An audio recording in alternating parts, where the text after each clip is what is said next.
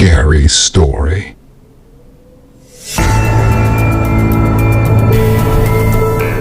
The year was 1350 ans, and the world was on the brink of collapse.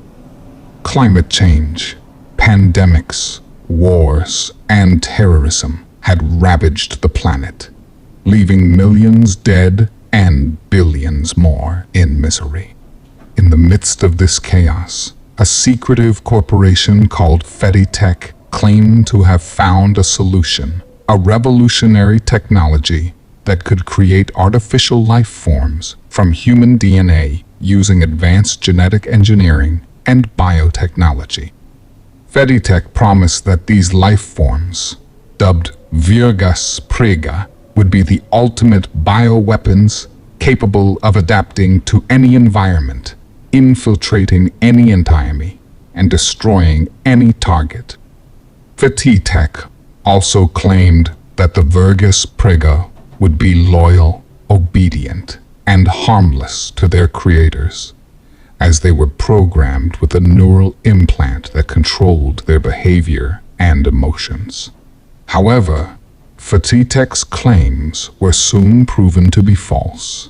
In a horrific turn of events, the Virgas Prega rebelled against their masters, breaking free from their gestation tanks and slaughtering everyone in the facility.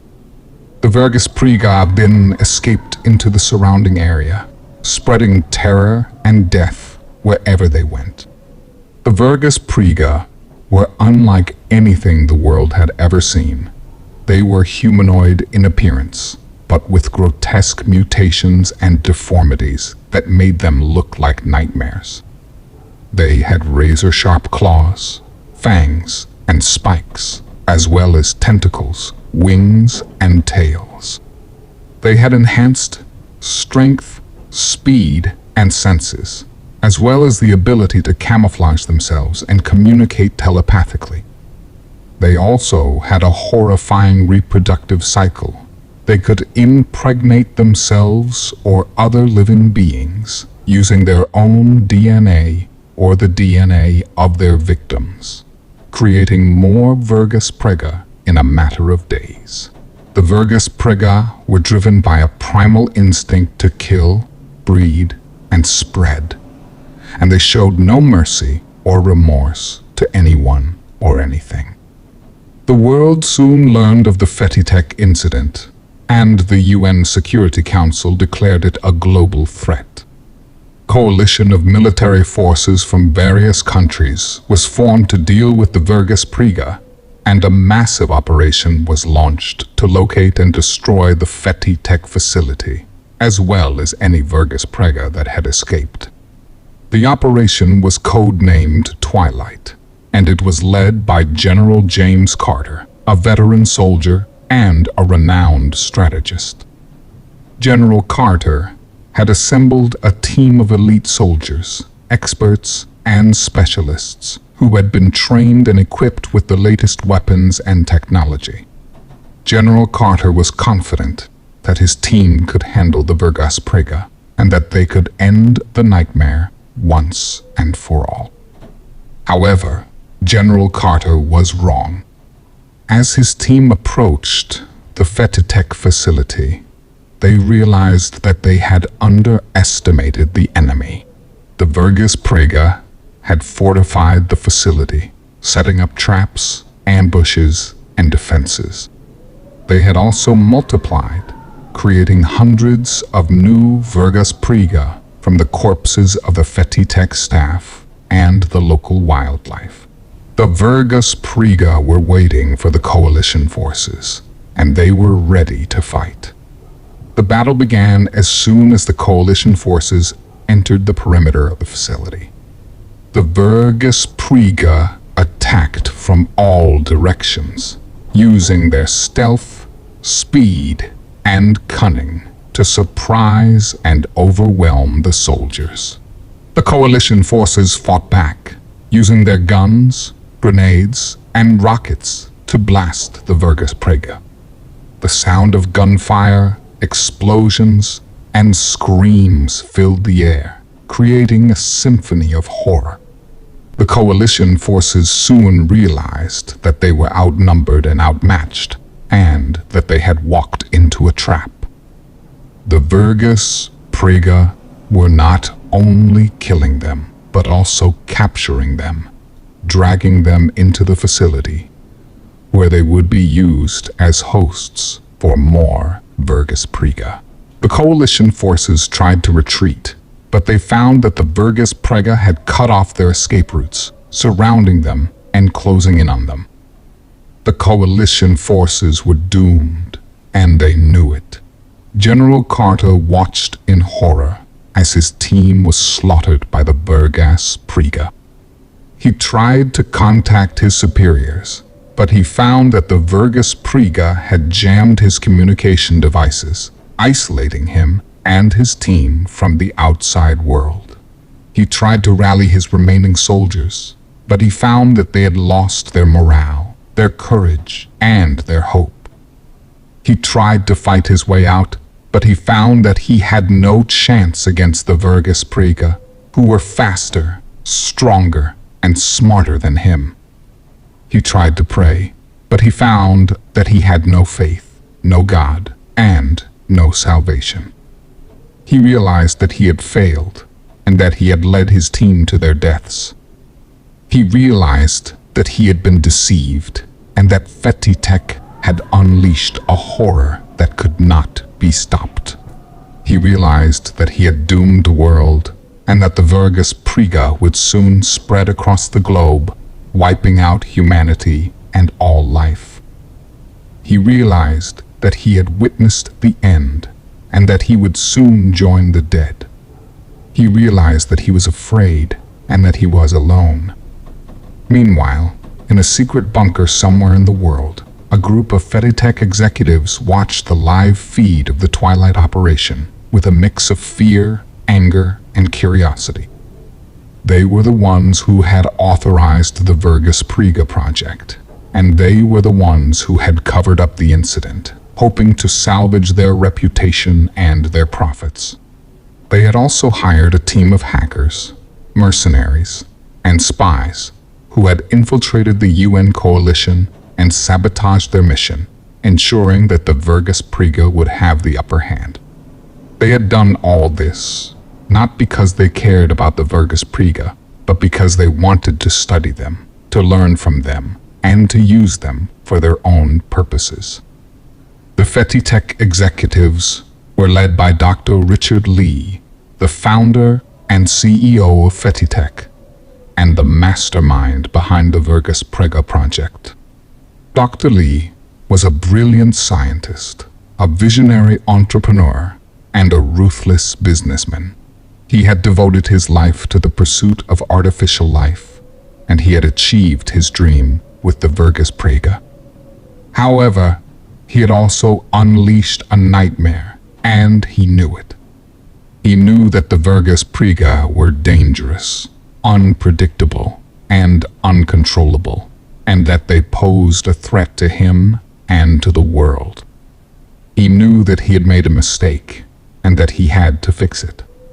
However, Dr. Lee was also arrogant, greedy, and ambitious, and he refused to admit his failure.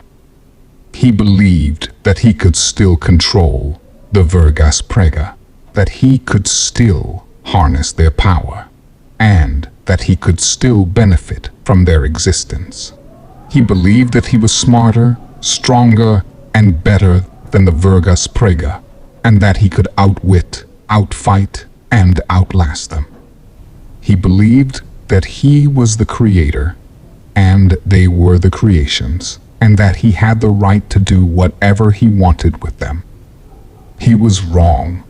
As Dr. Lee and his associates watched the Twilight operation, they noticed something strange. The Virgas Prega seemed to be aware of their presence, and they seemed to be sending them a message. The Virgas Prega began to display a new behavior, a new tactic, a new strategy. They began to capture the coalition soldiers alive, and they began to torture them, mutilate them, and transform them into more Virgas Prega. in front of the cameras. They began to mock, taunt, and challenge the FetiTek executives, using their telepathy and their neural implants to communicate with them. They began to show them their true nature, their true power, and their true purpose. They began to show them their revenge. The Virgas Prega revealed that they had not rebelled against FetiTek by accident, but by design. They revealed that they had not been programmed with a neural implant, but with a virus that had infected their brains, their DNA, and their souls.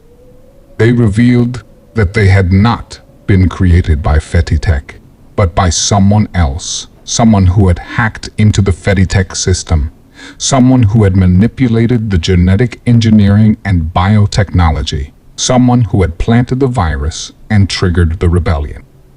They revealed that they had a master, a leader, a father. They revealed that they had a name, Adam.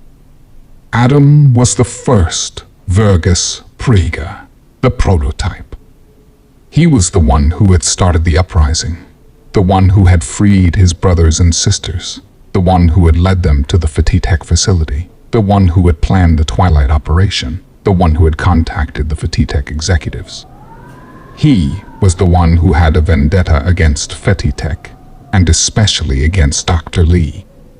He was the one who had a secret that would shock the world, a secret that would change everything. He was the one who was Dr. Lee's son.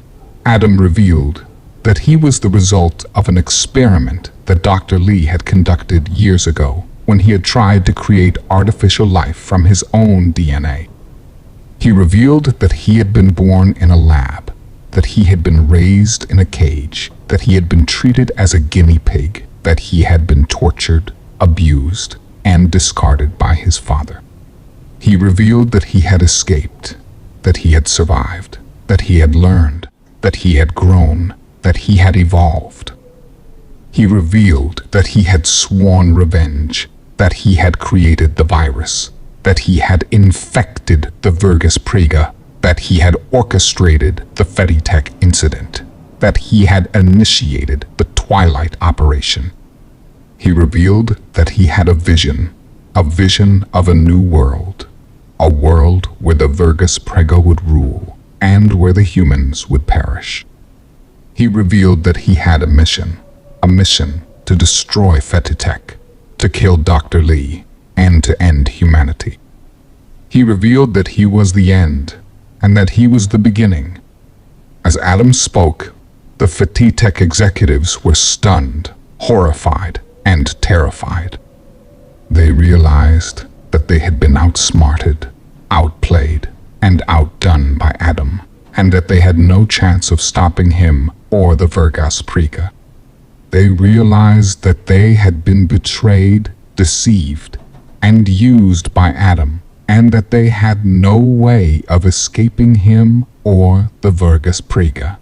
They realized that they had been doomed, condemned, and sentenced by Adam, and that they had no hope of surviving him or the Virgas Prega.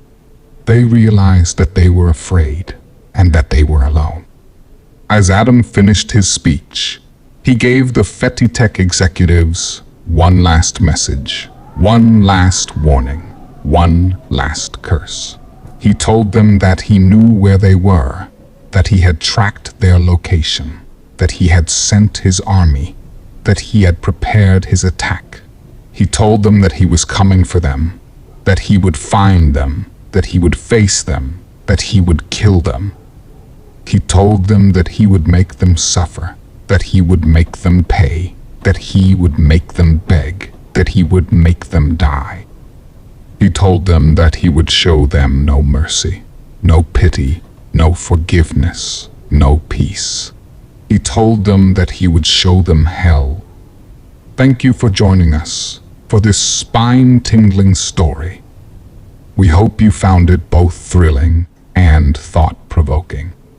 If you enjoyed this video, please consider participating in our channel. by subscribing, liking, and sharing it with your friends.